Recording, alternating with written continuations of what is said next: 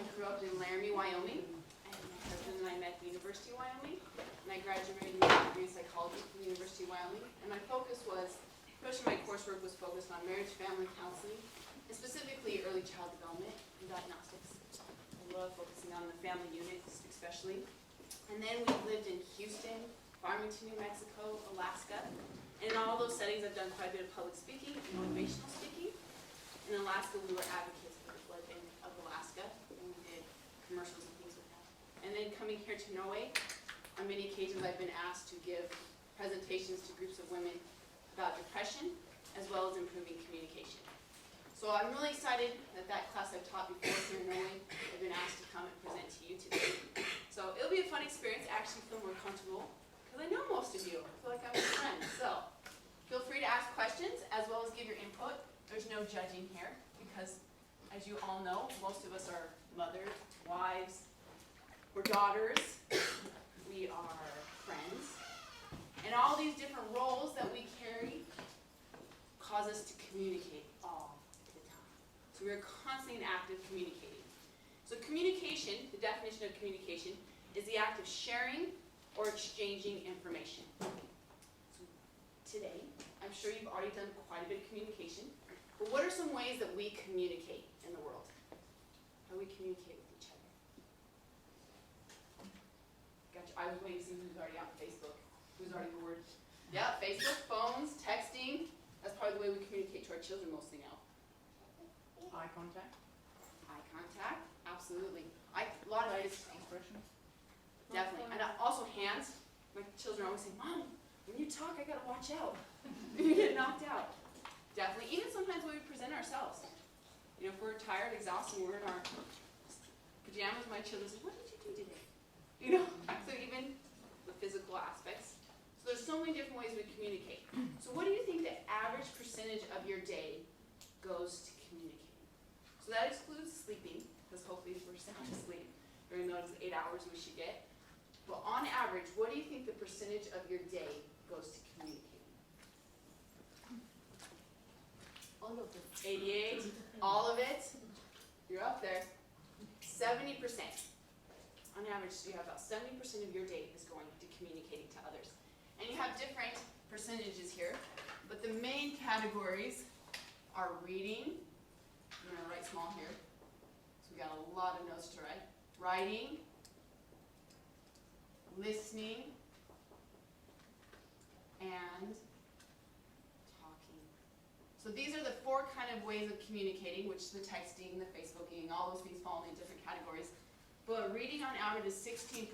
So we take that 70% of our day as going to communication. 16% goes to reading. Let's hear 9% writing, 45% listening, and 30% talking. And some of these numbers will vary, especially amongst yourself. So I tend to be a good talker sometimes, so I might have a little more percentage over here. Others who love to read. Carolyn, I know you're a big reader. You enjoy lots of literature. And you're taking in the author's communication. As we read, the authors are communicating to us. Workforce, writing emails, things along those lines. So just depending on maybe your career, what you do, you might have different percentages. But that's your day. And where does body language work? Body Because language? you can be sitting doing nothing and still communicate very clearly whether you're Absolutely, happy but or you not. are communicating out. So I put it more in the talking category. You're relaying a message out. So long story short, communication is key to our happiness. It's key to our success. So obviously this is a skill that we should constantly be working at and trying to improve upon. It's key. Communication is a skill. And we should always be working at it. So a lot of my literature today, which I'm really excited about to bring up, comes from this book called 7 Habits for a Highly Effective Family. Raise your hand if you've heard of 7 Habits for a Highly Effective Person. It's a New York Times bestseller. A lot of people have read that book. And he took those same 7 habits and then applied it into the family. So the examples and the concepts are more centered around the family unit. And when I was in college, this was the coursework. And it was quite interesting because a lot of the counselors and psychologists would use this as a, okay, take this home and you can start studying and applying as well. And so these are kind of one of those self-help books that you walk away with not feeling, oh, oh, I'm such a horrible person, I need to be better. A lot of those self-help books you can walk away feeling pretty bad.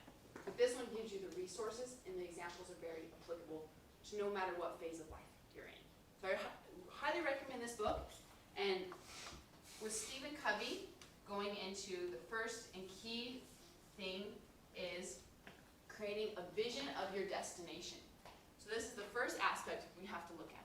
Oh, my marker got very difficult. Let's see if it comes out fixed. So let's pretend this is you. You've got your Norwegian house, the pitched roof. It's probably white, your house. And as we know, some of us have some weeds. You know, we won't open the door because there might be a little messy. That's okay. So here's your beautiful house. And then over here, across the ocean, think of this beautiful destination. See if I can still draw a palm tree like I was taught in middle school. So you've got this beautiful destination in mind. And you need to create, this is where today, I hope you can walk away with some resources or things that you can apply to your life. Because each of us are different. Each of us have different children, spouses. All of us have different dynamics within our home. And you need to think about your family personally and what you as a family might need to change. Because again, communication is a skill. Something we should always be improving upon. It's not a bad thing to say, I'm not really liking the way this is going. I'd like to improve in this area. That gives us progression and keeps improving as an individual. So we need a clear vision of a destination. So this destination over here is where you want to be. Here's your family right now. It's going pretty well. But where do you want to be? So as I give out some examples, I'd like you to try to lock one in your head that applies to you personally. So for example, a family may want to have a home where there's no yelling. So the destination is to get to this point where there's no yelling in the home. It may be that there's a relationship that's struggling in your family. It could be with an in-law, the mother-in-law. Maybe you want to have a better relationship with your mother-in-law, to where you have better communication. It could be with your spouse, that you want to feel more love toward each other. So there's all these different visualizing a destination. So you're going to create a family mission statement. So the mission statement could be, in our family, we show respect to each other. In our family, we show love to each other. And that is what your destination is. Because this vision is greater than all the baggage. Because we've got tons of baggage over here. We've got all our past history, our upbringing, everything that has caused us to maybe have struggled communicating. We got all this baggage, and we have our current baggage of the day-to-day life. But this vision of what you want is going to help you get through all the storms. Because just like an airplane flight, you've got this flight that has a destination. There's going to be storms that are going to knock you around. You're going to get off course. You might have to reroute a little bit. But by having a clear vision of what you wish you had in your family, it's going to help you stay focused and make it through all those bumps that are going to come. You started getting some ideas? Maybe your family's perfect.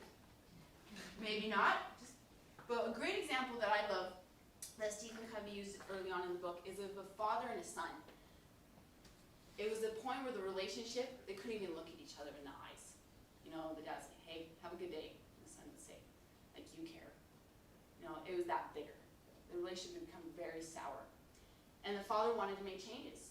And a key element he started to realize was he was just as bitter and just as sour to the son. And after weeks and weeks of trying, he started to realize he'd made a clear mistake at one point where he had called out the son in front of his friends. So when the son walked by, he said, hey son, I'm really sorry. I called you out in front of all your friends. And the son whipped on him, ready to attack. He said, you have no idea how much that embarrassed me. And the son broke down and started crying. But it took the father to realize, I have problems. I can only take care of myself. And through that, it opened a whole wall of communication. The whole relationship changed as the father simply apologized, where he made mistakes.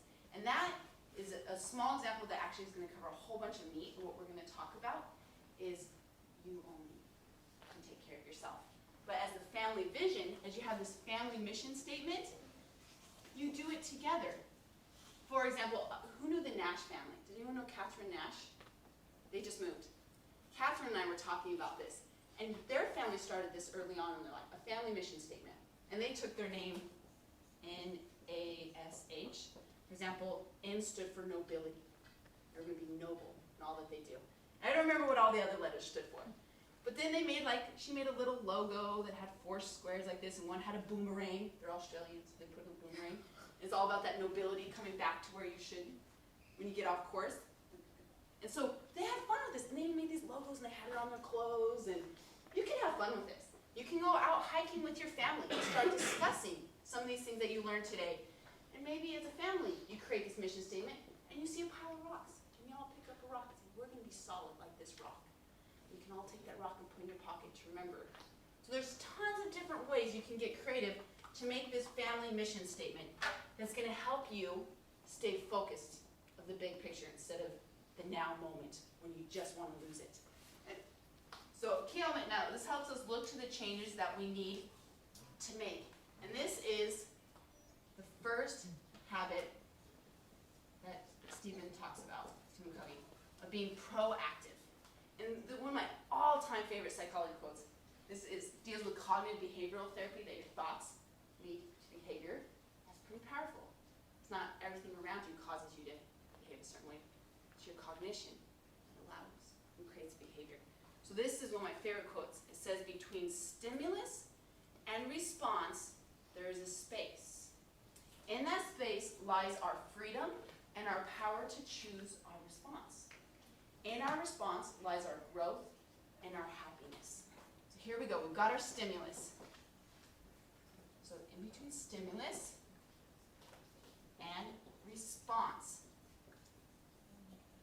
Because a lot of times we might be here. Something happens, boom, we react. There's the response. But today, you are learning that you have the freedom of choice. You have power right here. So let's give an example. You've given a child an assignment. You need to clean your room. Or you need to get this assignment done. Or maybe you've talked to your spouse today and said, honey, I really need you to pick this up from the store for me. Or I need you to pick up this package. Or it could be in the work environment. You've asked a coworker to help you with a project. And now that person is approaching you and they've got the head down with puppy face. Yeah, so you remember that thing you told me to do? Here's the stimulus. Yeah, I never got to that. Now you can immediately go into response mode. Response mode would be, we can be reactive. And reactive is based on emotion and the circumstance. So what would be some responses you'd give there if you're just going to react? Remember, this was an important project. They had to get it done. Anger. A little bit of anger. There's some emotion leading that one. Absolutely. Flustered. I'm sure we're all thinking, yeah, that could have been me yesterday. So we're based on reaction, or we can take more of a proactive approach. And the proactive approach means that you are going to let your values and principles, if there's any misspelling on here, keep that to yourself. Don't tell me. We're good. So your values and principles are going to guide your response. So your values and principles are centered around that destination. So at the moment, what could lead you is the need to be right. You messed up. You were supposed to do this. Okay, you're right. Well done. Good job. You're right. So those can be what motivates you are your values and principles of, okay, I'm working to strengthen this relationship. Okay, that's okay, honey. Let's get in the car. Let's go down and pick it up now. You're still finding solutions, and you're responding with a, I still love you. Reminding yourself you still love them. It's okay. And finding more of a proactive solution. This takes some more time. This takes time to be creative. But it's worth it when you have the long-term plan. If you have the immediate need is to be right, then you're destroying your long-term vision. So keep that in mind. Really try to visualize that beautiful destination that you want to see your family go to. And so in here, we're going to have what's called a beautiful little button. See if you can understand check my handwriting. Where do you see this button? Looks like a pig's nose. Pause. Good job. I must have good drawing skills. So in this pause button, this right here is going to have a pause where you're going to stop, think. So you're going to have a stop, think, and choose moment. And under here we have 5 human gifts that are going to help us during this pause moment. Okay, so under stop, think, and choose, we have self-awareness. Awareness. You guys, I'll move so you'll be able to see it here in a sec. So self-awareness is that moment where we're able to step back and see things for how they really are. So a great example I love, so you can use here, is of a single mother who was raising her child on her own. She had 4 children actually. And over time, the weight had just gotten to raising these children on her own. And she said the following. She says, I had a very hard time admitting this to myself.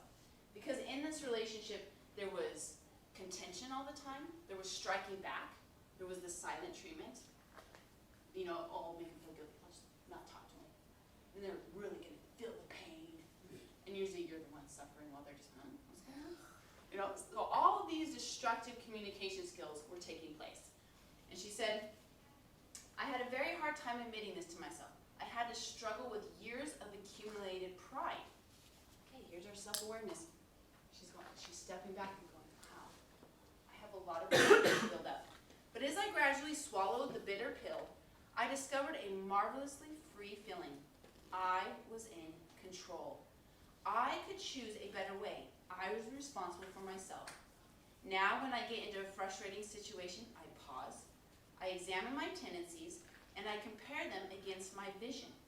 She wanted a better life for her family, a better form of communicating that was taking place. I back away from speaking impulsively or striking out. I constantly strive for perspective and control. Because the struggle continues, I don't think I've made any promise today that there's going to be a magic pill when you get home. And because you're going to try so hard, there will be no stimulus to ever cause you any problems. This stimulus is going to probably come twice as hard at you because you're going to start to realize how much miscommunication and how much conflict has arisen. So you might become actually more aware. There might be even more stimuluses. Good luck, you get lots of times to practice now. It says, because of the struggles continue, I retire frequently to the solitude of my own inner self, to recommit to win my battles privately, to get my motives straight. I love that. These are private battles that each of us have to take on. And you're not always going to get the pat on the back. Thanks, Mom, for not yelling. They're going to be completely oblivious, but inside, you know you just accomplished something great for yourself. So these inner struggles, I love this mother's example there. And then after we have the self-awareness to realize things we want to work on, we have our conscience. Almost every religion has some form of conscience built into their beliefs. That conscience, that thing that guides you. So that conscience, I think of Pinocchio, let your conscience be your guide. We have this conscience, this little voice says, ugh, this just isn't right. Let that conscience speak to you. It helps you identify the things that you need to work on. And the next thing, after you've got the self-awareness, the conscience, you get to use your imagination. This is the fun part, where you can envision and try to visualize a better response. I really enjoy the imagination part of it. And then, finally, our last one is independent. You are independent to make your response. This is the power to act. That you are independent and you can actually implement. A lot of people can go here and say, oh yeah, I probably should have done this. Yeah, I'm sure after the fact we've gone, oh, can I take those words back? Oh, I wish I would have said something different. Now, you remember that you're an independent person and now you get to implement and actually act instead of being acted upon. And then a fifth one that's just kind of fun in there, which I really like, is humor. How many times have you ever gone, stop yelling! We don't yell in our family! Yeah, I did that once, and my son just started laughing really hard. I realized, it's so funny. We don't yell! Oh, yeah. Okay. Thanks for not using the big H word in our family. Call that the hypocrite word. So you use humor. Sometimes just laugh at yourself. You're not perfect, nor should you be. Use humor. Don't be afraid to laugh at yourself when you hit some bumps. That really backfired. So humor is an important thing. A good one that I think captures this is my husband. One time I was at a conference, I was running a conference here in Stavanger, so he had to leave early. And he got on the boat ferry. And has anyone done the ferry to Denmark? Yeah. I think a lot of people have. Have you gone when the waves are 3 meters high? It's a very memorable experience, isn't it? Yes, very memorable. So here's an email I got from my husband after they arrived in Copenhagen. He said, I'm an avid journal writer. And then my kids will say, I never said that. I'm like, oh yes, you did. I've got proof. There were large waves on the boat, and Dallin threw up all over the room. While cleaning it up, I threw up too. Michael and Boo both got bloody noses and bled all over the white comforters and pillows. It was a strange boat ride, but they were eventually tired enough that they all fell asleep. Love you. I got this email and thought, oh, I love that man. I'm so glad I'm flying tomorrow. But I quizzed the kids afterwards. I was really curious. Is that really how Dad responded? And Dallin said, oh, Mom, he rubbed my back while he was throwing up. Cleaned it up. The only thing I thought. Because at this point, he has no control over the waves. He has no control over that there's bloody noses. But he does have control over how he's going to respond. He loves his children. Buck up. Do what you got to do. And he did it. So recognize, if you don't have control over the stimulus, you do have control over your response, which is a key element there. So now that goes into a huge, can we flip it maybe? Are you good? We'll flip it like this. Hopefully it doesn't break. So what do you have control over? So we have these circles. We call them, the first one, our circle of concern. Gotcha. Versus our circle of influence. Are the things that you have control over. So are that you have control over. So over here we have this circle. We'll have this giant circle out here. These are all our concerns. The things that worry us. That waste a lot of energy. That you have no control over. So I'll give you an example. Maybe you can throw some at me. Welcome to Norway. You have zero control about weather outside, which I'm surprised how many are here today. I thought, oh, goodness for the rain, Norway. The weather. What are some other things that concern you that you have no control over?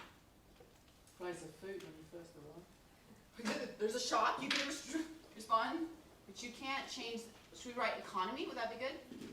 Economy, economics. Yeah, something. On a more global scale. On a smaller scale, you have control over. Actually, I mean, you're concerned with your kids, but you can't control them. Oh. They have their own beings and personality. And as you get older, don't you love when you get, I feel like I've come into a parent role for my parents. My parents say, oh, your sister this or this is going on. And I want to fix it. I'm giving them all these solutions and ideas. 99% of the time, they never do it. And I'm thinking, I think, it finally clicked, I think she just wants me to listen. She's not calling me to fix her problem. She just needed to vent. Because I'm sure we've all had those with our children. Well, if you would do just this, this, and this, no problem. Mom, yeah. They never apply.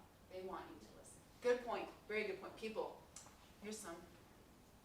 Wars. Other ones, politics.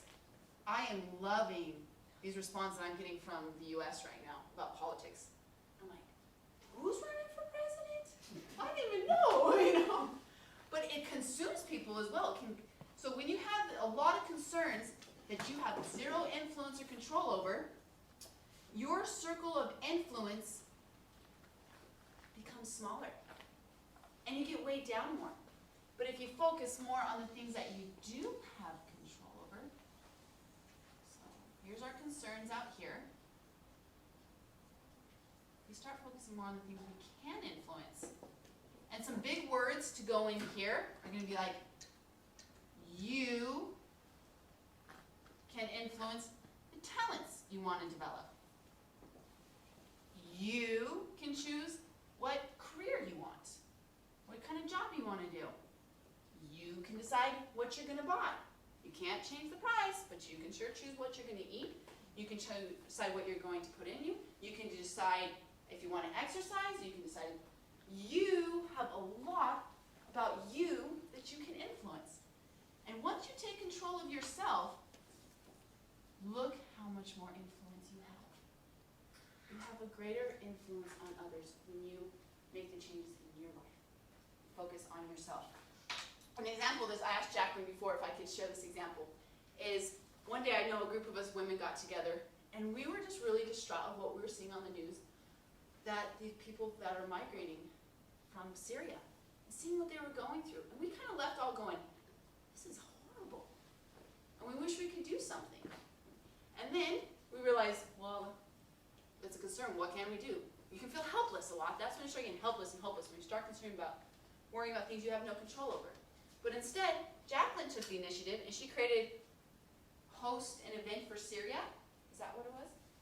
So she said, hey, I enjoy working out. Okay, I'll have these women come and I'll charge them 100 kroner to work out this day. So we all put together. And another mom said, hey, well, I enjoy making pasta. I'm going to make pasta and these ladies can come learn how to make pasta. So she's sharing a talent. And so it's spread.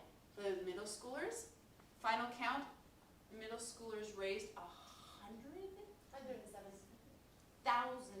No, not dollars. That was really impressive. I'm in kroners. That is huge. Because they were, so on an individual level, that project, my son, who can't stand running, did 20 laps. And at the last 4, he said, oh, please help me. He was actually praying, dear God, please help me finish this. I want to do this to help the people in Syria. And he had Josh Forsman dragging along. But that is key, that he recognized he can influence. There are bad things that are happening, but he can influence if he takes control of his life. What he can have control over, and he was very empowered. So I think that's key to recognize, where are your limits? Don't exhaust your time and energy with things you have no control over. Other thing here, going around worrying about what other people think of you. Most of the time you're totally off. Most of the time the people are just really tired that day. You know? You're completely off usually in that area, but just sit and you worry about it and you have zero control over it. So that's a key element there. Now I like, if you see these balloons, I was gonna blow them all up and I thought, no, these ladies have lots of air. So I'd like you to fill up this balloon and tie a knot. So blow it big. Don't pop it. Good luck. Start puffing and puffing. Come on, stretch your balloon if you need to a little bit. If you stretch it out, that might help. Yep, tie a knot. That's perfect. You don't have to do anything. Oh, we got more hair there.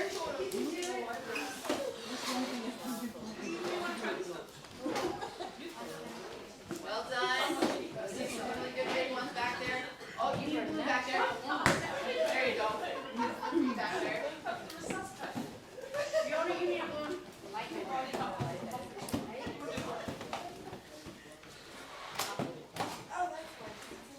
No one would ever say Stephanie's full of air. I got plenty for you. There you go. Everyone got your balloon ready?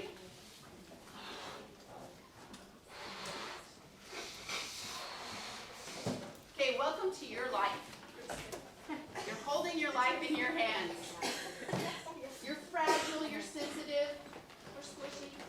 Well, you got a really weird one. Good luck with that one. That's about your life, but that's a little weird. Okay.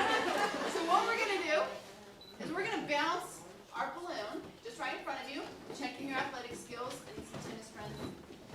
Just bounce in front of you. And now as you've got control over it, maybe you're just bouncing it a couple centimeters. Let's see if we can start going a little higher.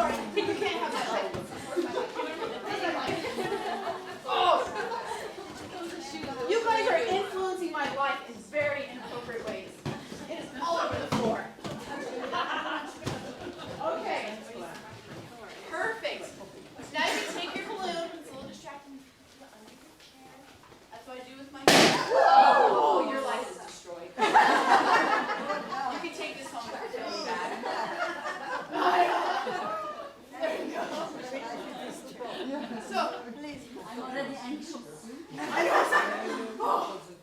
today was a rough day, wasn't it? There was some juggling. First you felt you had a little control, right? You really just kind of stood there. When we started taking on more and more, it got harder.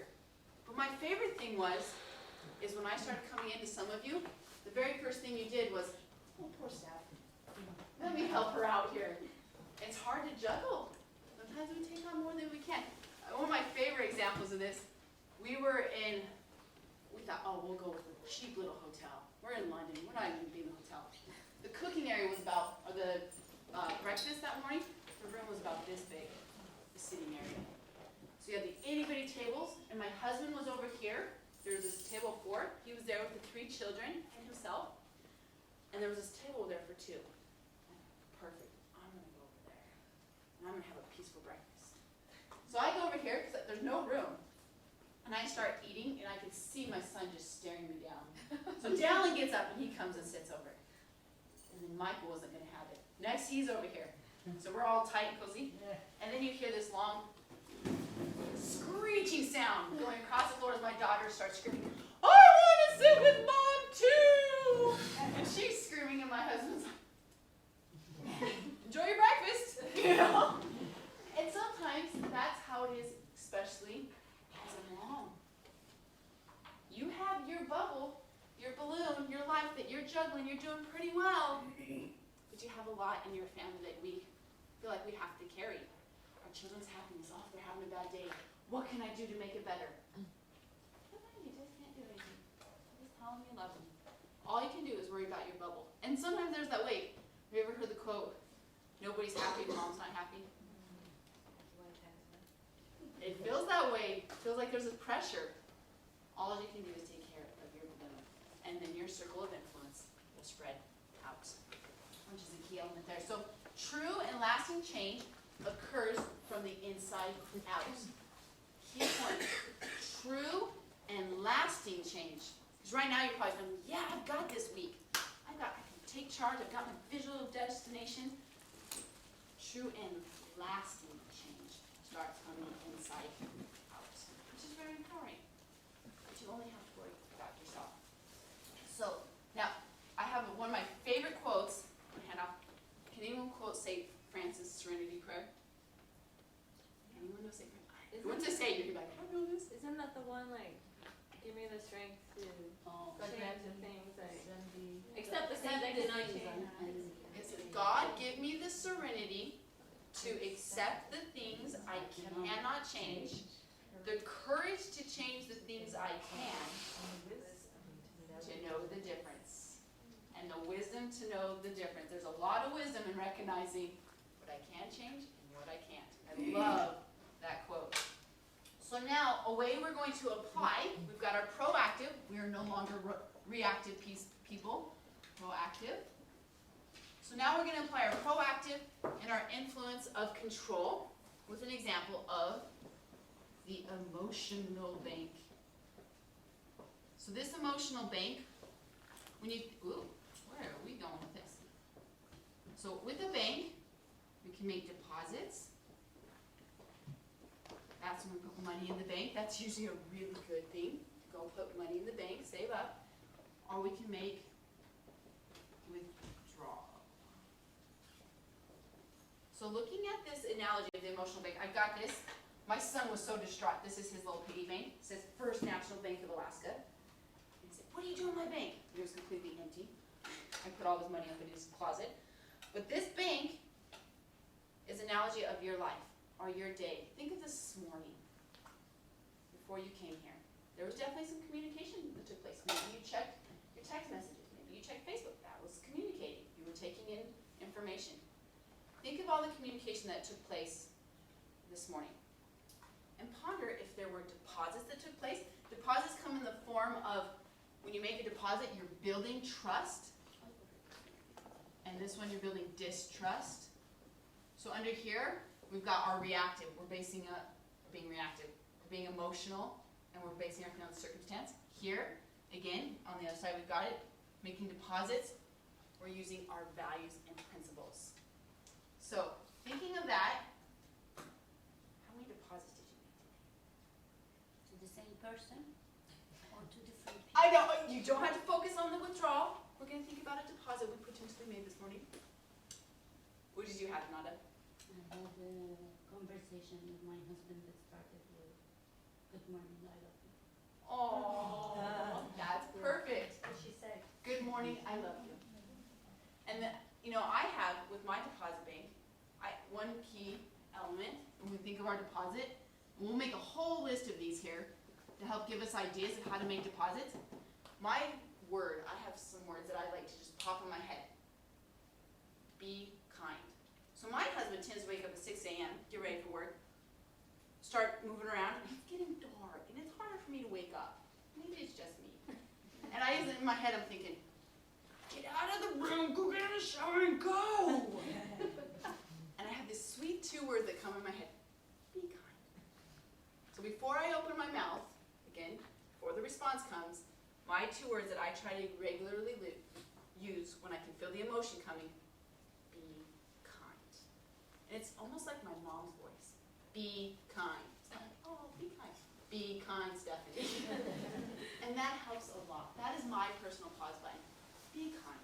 When the emotions rise, I can hear that word just click right away. So find your word that clicks in your head. With the kids, my word is, "I'm the adult, I'm the adult." I'm the adult. Find your role, who you are. Absolutely. I'm not the kid, I don't have to go down to his level. No, absolutely. And I had one morning in particular that goes a great example with deposits versus withdrawals. Running late. You're running late for an appointment. All of a sudden, it's got to go. We need to get this done. And I'm just trying to get them to school. We need to go. And so it would become the nag. Have you ever felt like the nagger? Nag, nag, nag, nag, nag. That was the role I was taking on. And I didn't feel like I was being very mean. Get your shoes, grab your lunch, let's go, get your homework, And all of a sudden I feel this little hand next to me, and I look down, and it's Dallin saying, "Mom, I really hope you have a good day." Whoa, he just deposited 1,000 in that deposit account. I didn't feel like I was doing withdrawal, we gotta go! All of a sudden my priority shifted from, who cares if we're late? I want to make a deposit. And we were late, but I took the time to kneel down and give him a hug and say thank you. I hope you have a really good day too. One deposit can supersede so many withdrawals. And then a real reflection of how everything is going is your balance. A balance is the reflection of how well your communication is going, how your trust is going, how good you're doing at solving problems. So really take an evaluation. If I say this, am I making a deposit or a withdrawal? And one thing I really like, this is kind of my own little personal treasure, and one of my favorite quotes that I love to share with people, is, so I have the word be kind. But one thing that my husband uses regularly in meetings, so this is a great one to apply to the workforce as well, is when sometimes things need to be said, correct? I'm not saying condone all misbehavior. We have to communicate correctly when something is not right. We have to solve problems. How we go about it, our imagination is essential. So there's 3 questions I recommend. I just thought about these. I think we need to share these. Does this need to be said?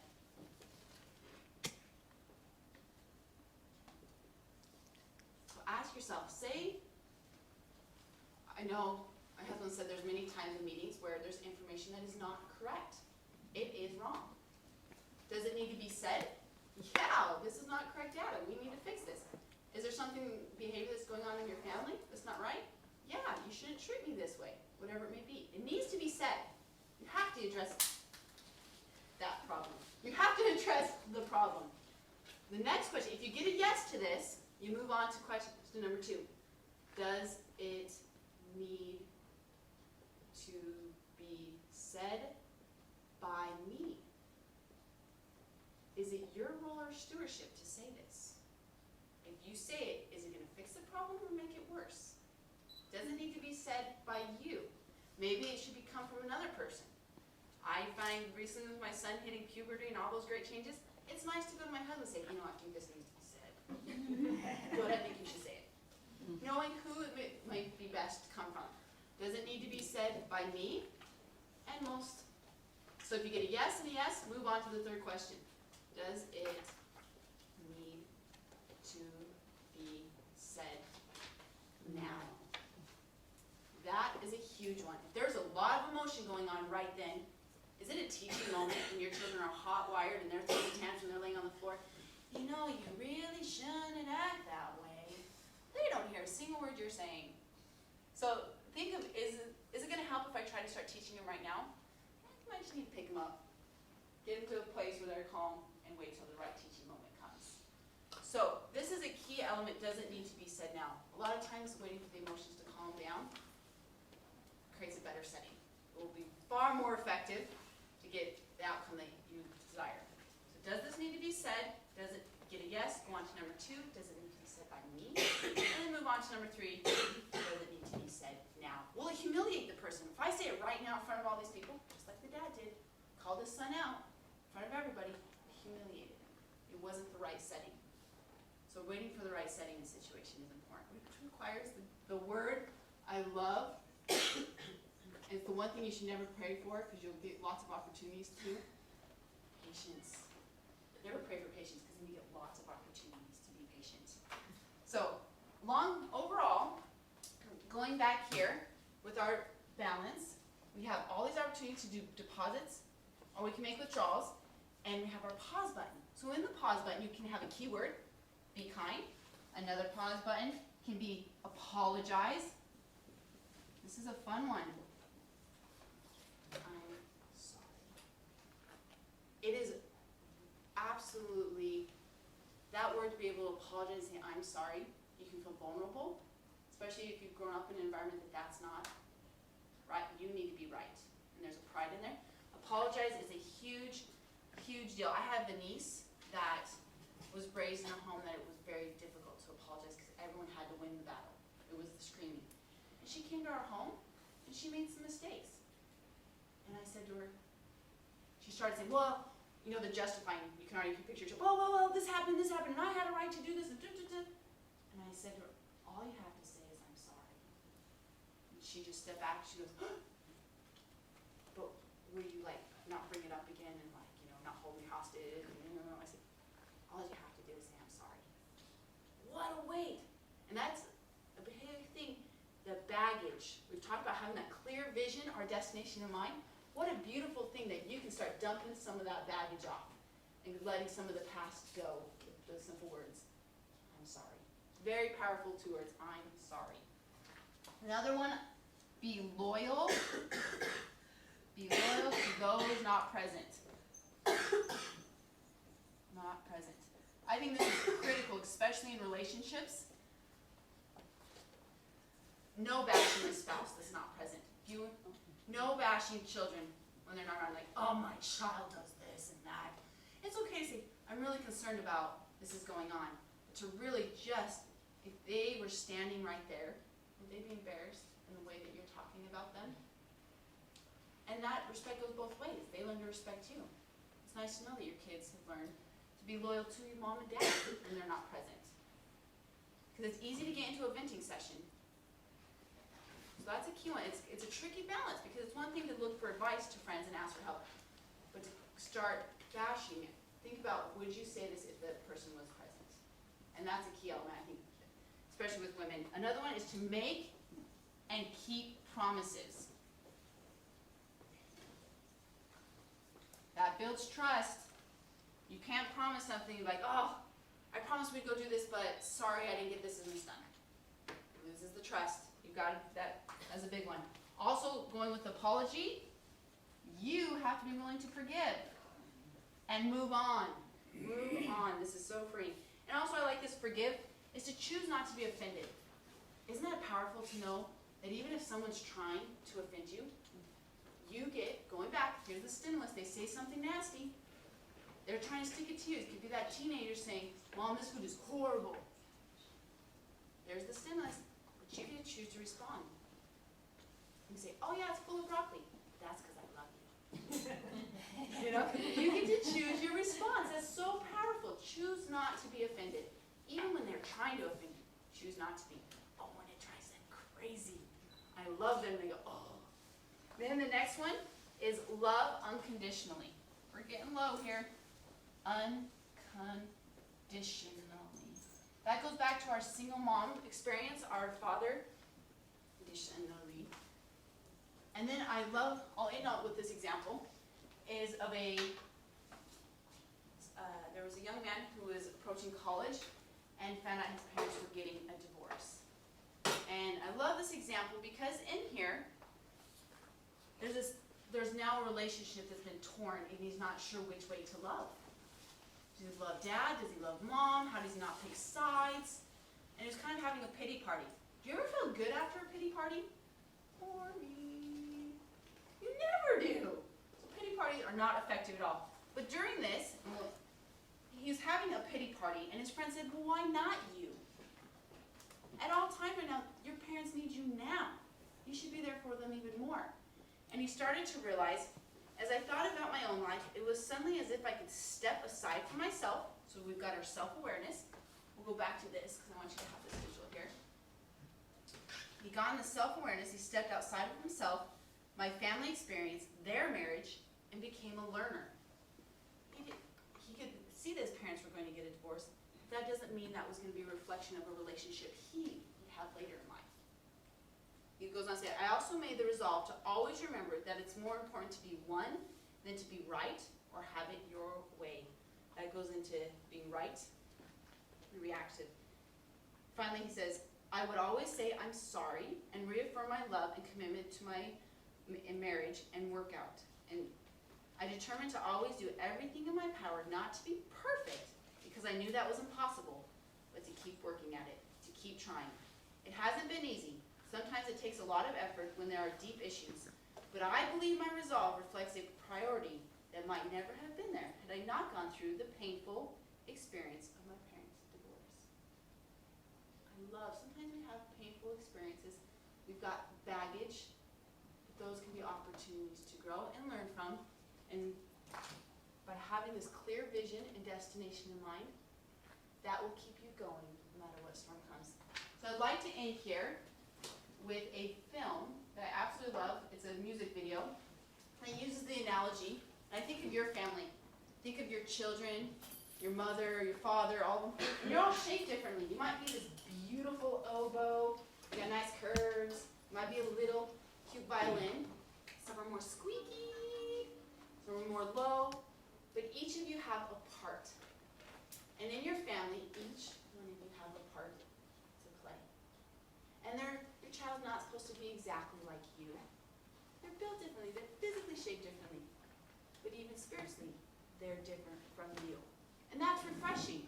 Because how boring would it be if everybody was like, you're a great person, but your family would lose all the dynamics. And I don't know how many parents I've heard say, I thought I had parenting figured out the first, then I had a second. And they're so different. That's beautiful that we're each so different and we each have our own part to play. And that's what makes families so unique and special. So as you learn to play your instruments, think about what you have control over, your sound, being proactive, values, principles, and apply. I hope you found something that you can apply today. Feel like you've gotten some resources and not walk away feeling, oh, I'm a horrible, awful person. Not at all. You're finding your music and you're finding your part to play. And we'll finish with this music video. There are times when you might feel aimless and can't see the places where you belong, but you will find that there is a purpose that's been there within you all along. And when you're near it, you can almost hear it. It's like a symphony, just keep listening.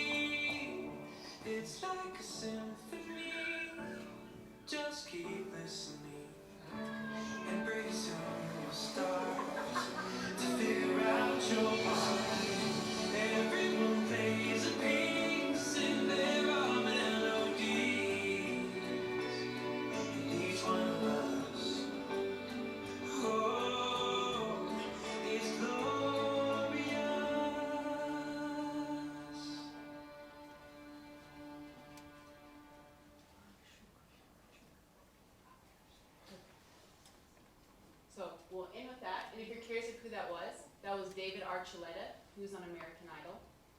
Who I think he got second on that. Pretty talented person. So you'll be cool with your teenagers. You watch David Archuleta. So if you have any questions you want to discuss amongst yourselves, but there's some more cupcakes in these ones. Thank you.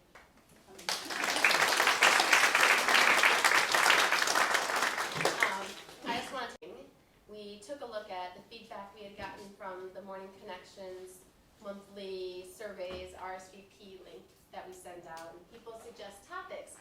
And one recurring topic that came up was approaches, strategies, ways to listen and talk better within our family. And so we looked at the course this year and tried to map out what we could cover. And someone had recommended Stephanie's name specifically for family communication. And I'm so glad that you courageously said, okay, I'll do it. Because I know that's not always easy. So over the course of this year, we have a few psychologists coming in. And as you know, Stephanie was trained in psychology. And so I just think you did a wonderful job of covering this topic that people are really interested in. So thank you. Does anyone have any questions? No? Okay. Oh. Yeah, maybe that, wonderful, perfect. I think there's a lot to absorb. But I think we're all humans and sometimes we snap, don't we? Yeah, because I know we have to take a step back, we have to push the pause button, and I try, but sometimes it's just too much, it's nagging, and you... And now my kids get older and they say, uh-oh, she's going to have a snap. So the humor part gets in there, but sometimes you feel so awful after that. Yeah. But how do you react after something like that? How do you... Great point. So I love, I believe it was the example of the individual who was saying that he didn't want that parents had gotten a divorce. He says, I'm not perfect, nor should I be. And on a personal level, there's many, that big, powerful, I'm sorry. There are many times where I've had to get down on my knees to that cute little 5-year-old and say, I'm sorry. And you can see those eyes just go, that's all right, love ya. Yeah. And they learn more from that moment of your example. That could be more of a teaching moment when you do lose it.